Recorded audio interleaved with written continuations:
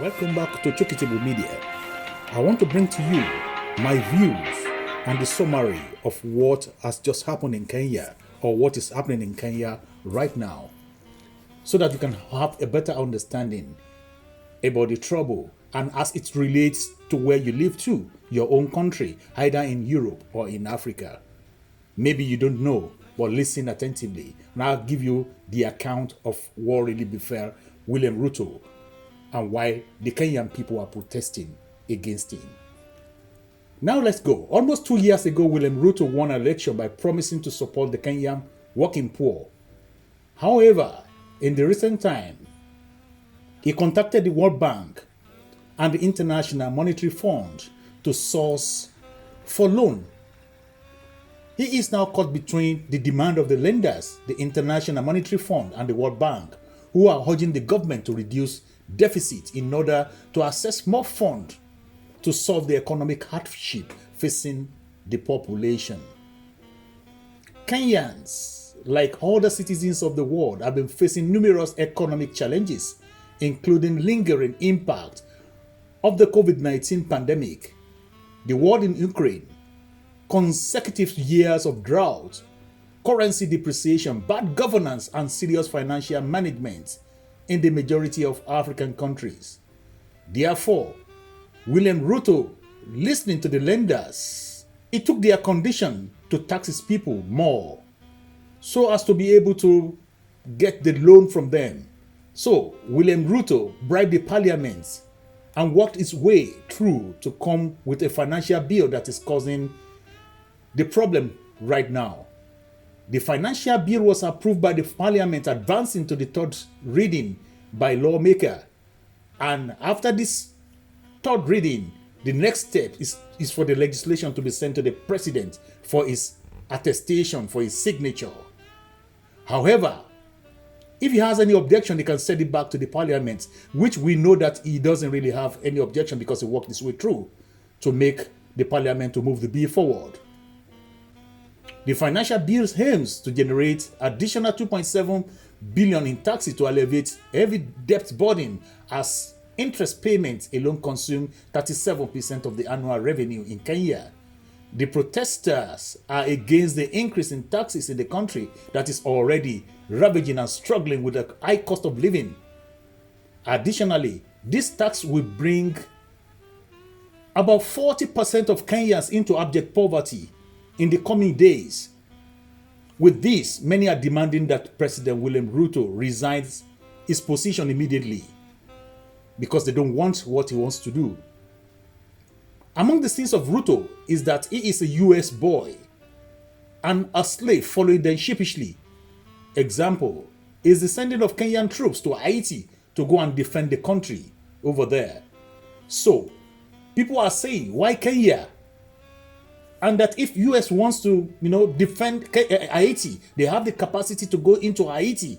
They have the superior army and the rest to go in there and solve the problem they've caused in Haiti. So why sending Kenyans, the Kenyans army, to the harm's way?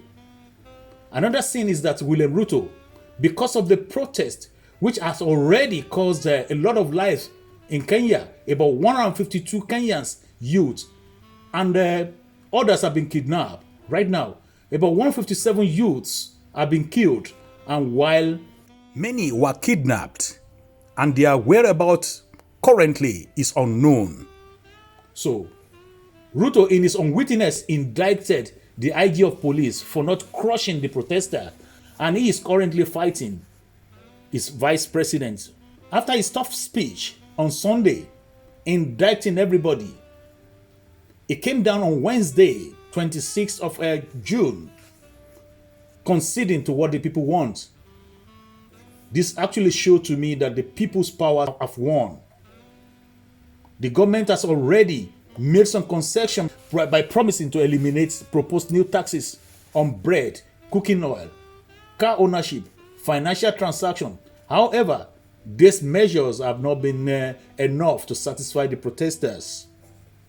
The coming days will show to us if Ruto will resign or not, because the war is not over, according to the Kenyans. These are just my view about what is going on in Kenya. So what is going on your own side? So put your comment in the comment section if you have additional information about what is going on in Kenya, unlike what I've just given to you. Don't forget to subscribe, share, and like the channel. Put on the notification button and let us have some conversation as you wish. Thank you very much. I will not sign the 2024 finance bill, and having reflected on the continuing conversation around the content of the finance bill 2024 and listening keenly to the people of Kenya who have said loudly that they want nothing to do with this finance bill 2024, I concede, and therefore I will not sign the 2024 finance bill,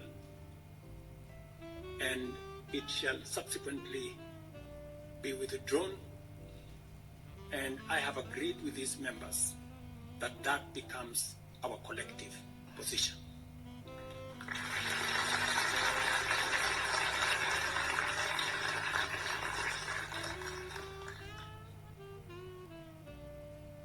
There is need for us as a nation to pick up from here and go into the future. And I am therefore proposing that because we have gotten rid of the Finance Bill 2024, it is necessary for us to have a conversation as a nation going forward. How do we manage the affairs of the country together? How do we manage our debt situation together? How do we work on the budget with the deficits that now exist together? And as I committed last Sunday, I will be proposing an engagement with the young people of our nation. Thank you for watching. If you're new to this channel, consider subscribing so you won't miss out any of our latest video.